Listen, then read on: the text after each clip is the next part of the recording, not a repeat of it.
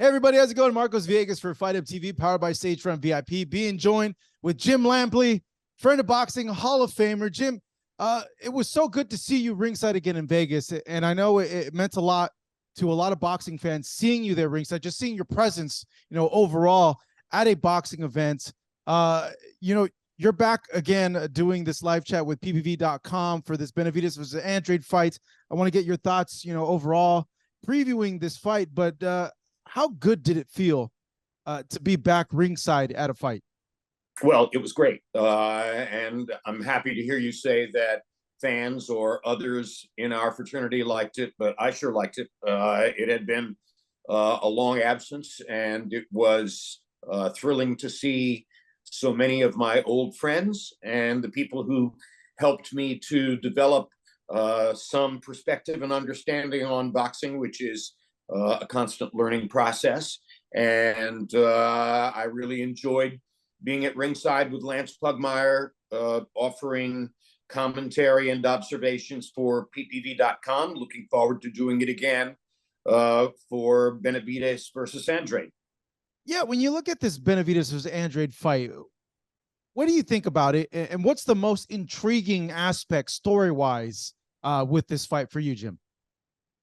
Well, obviously, the intrigue lies in the expectation that the winner is a logical opponent going forward for Canelo Alvarez. Maybe the next opponent, maybe a future opponent, but one way or another, the winner of this fight, particularly if he looks good doing it, is going to be someone about whom the fight public is going to think, all right, Canelo, you need to fight this guy. And that's what we need to keep interesting narratives going, both in the 168-pound weight class and in the pound-for-pound sweepstakes. And both Andrade and Benavidez are interesting fighters with stories of their own.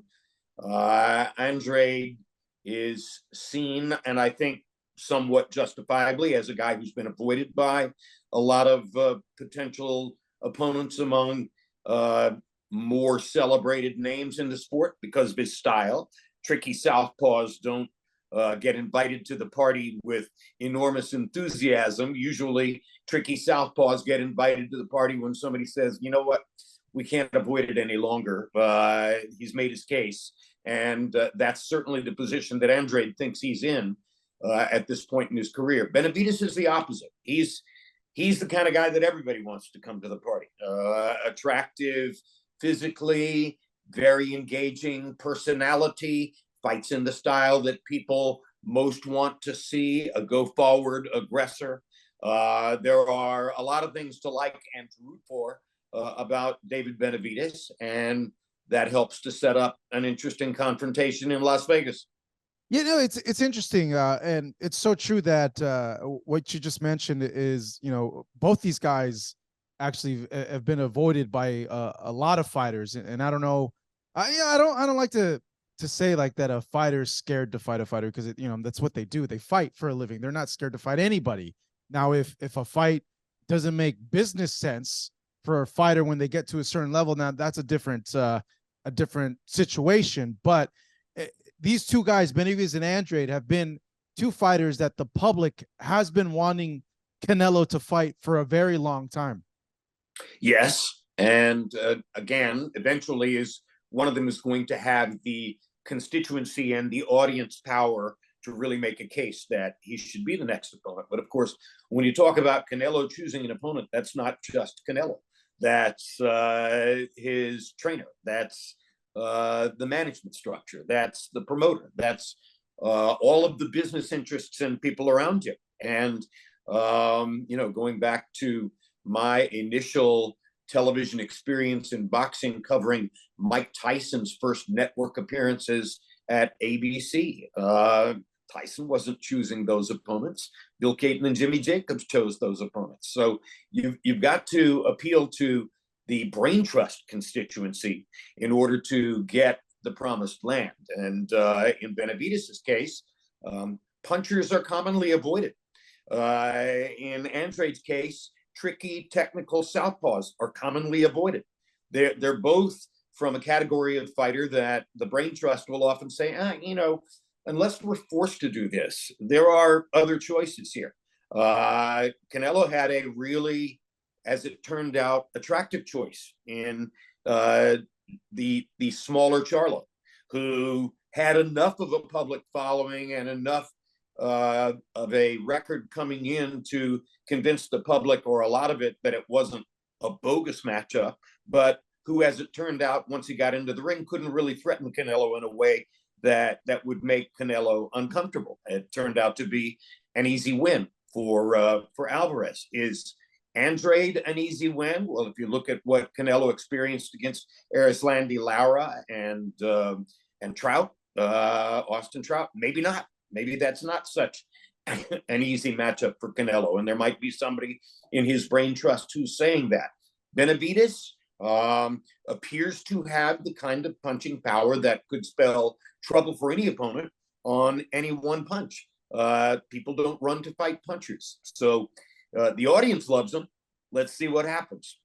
Yeah. So what is going to happen, Jim? You got a guy in Andrade who's slick, who understands distance, can control you with his jab, can, even though in the recent fights, he hasn't used his legs as much as he did before, versus a guy who's pressure, who's going to drown you with volume as the fight gets on later and later and later on. The great thing is that we don't know what's going to happen. It could be that Benavidez's pressure is in fact going to beat down the opponent and put Andrade into a position in which he has not previously found himself. The other possibility, of course, is that this is another comfortable cruise for the counterpunching southpaw, who's able to stay out of danger range and land when he wants to, and can, inch his way toward a decision that the public won't necessarily love, but might have to concede is the logical decision. I think the majority of the audience is going to be rooting for Benavidez. I think that the majority of times that I've seen this kind of matchup in the past, the counterpunching southpaw has won. Okay. Is there an asterisk there? Where the asterisk is, how big is Benavidez's punch really? You're always testing against a new constituency when you go in as the puncher, hunting the other guy's chin and looking to do damage. If the other guy has never really been badly hurt in a fight, and I think that describes Demetrius Andrade, then it remains an open question. If Andrade walks out of the ring and has not been badly hurt by Benavidez, how many of us think that Benavidez can win a decision against a boxer that skilled under those circumstances? Most likely, Benavidez has to hurt him. Andrade hasn't been hurt before. What happens? Yeah. What happens? The other part of me too is, just the overall sheer volume of punches that Benavidez throws, and that, it might force Andrade to work at a higher punch volume than he's used to. And that in turn could maybe down the stretch make things really, really interesting. Well, interesting goes to another level when you consider some of the possibilities, particularly for Benavidez. I spent a few years with a great and decorated Oscar-winning Mexican screenwriter trying to put together a television drama series for HBO about a Mexican-American kid who ultimately rises to a level where he's a threat to become the heavyweight champion of the world. In my conversation with Benavidez last week, I asked him, do you have in your heart an ambition to perhaps someday fight as a heavyweight, given that he occupied that weight level when he was 13 years old, before he lost 80 pounds to get down to the kind of condition in which he now finds himself? And he said, yeah, sure, that's in the back of my mind. Why wouldn't it be? A Mexican-American heavyweight championship contender who looks like Benavidez, talks like Benavidez, and fights like Benavidez would be one of the biggest stars in the entertainment world, and one of the biggest stars that boxing has ever seen. But that's getting way, way ahead of ourselves. In order to get in a position to begin to move toward that kind of horizon, he has to beat Demetrius Andrade. And if some boxing insider came to me and said, you got to favor Andrade to win the fight, I'm not sure I would argue that vehemently against that. Yeah, you might get Andy Ruiz popping in the chat being like, "Yo, Jim, I'm here already. I'm that guy, that Mexican American. I was already heavyweight champion." Well, it's one thing to be a heavyweight champion. It's another thing for the public to buy you as the consensus heavyweight champion. I'm not sure that enough of the public bought Andy Ruiz as the consensus heavyweight champion at that time. There were other people in the division who had a claim of some sort. So I don't think he was in position to coalesce the audience the way the audience would want to coalesce about somebody or around somebody who more looks the part, who more portrays the persona that you want. Andy Ruiz was one thing. That was an anomaly. David Benavidez, that's matinee idol type heavyweight contender. Yeah, that'd be crazy if David were go up to heavyweight. I had a chance to see him in camp, and I actually asked him that too. Like, hey, do you ever see yourself going up to heavyweight? Just seeing that you're a big guy for a Mexican with a bigger frame, and yeah, he had the same thing where like, hey, well, let me think about 68 first, and then 75, and then the those other weight classes. They're coming, but let's see how I do here at first. In terms I'm of pleased to hear that you and I are of like mind about the situation. well, yeah, he's a big guy. Asking him the same, arguably far-fetched question, but it's an irresistible question when you realize again that when he was 13 years old, he was at that weight level.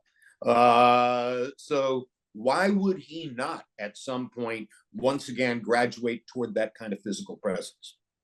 Yeah, that would be insane though. That's what 68, 75, 205, and then heavyweight. Yeah, it's 4 weight classes total. Well, and again, the way he looks, the way he talks, the background, the clearly American element of him, etc. It's all hugely attractive within the marketing chemistry of the boxing culture as we now know it. Jim, in terms of this fight, because we are doing a preview for it, what would you say are the keys for Benavidez, and what would you say are the keys for Andrade coming into this? Keys for Benavidez: get inside of Andrade's jab and his style, and somehow create danger and damage. Keys for Andrade: continue to manipulate the opponent through a style that basically keeps you safe and keeps you out of damage range, and score, land punches. And Andrade, in a situation like this, is only looking for a knockout if Benavidez makes some massive strategic mistake and sets the table for him to do that. Otherwise, what's logical for Andrade is to walk out with a unanimous decision in a fight that some of the audience finds less interesting than they wanted it to be, and continue to go down the road with his record intact. What makes sense for Benavidez is to go in and find a way to destroy a guy who has not been destroyed.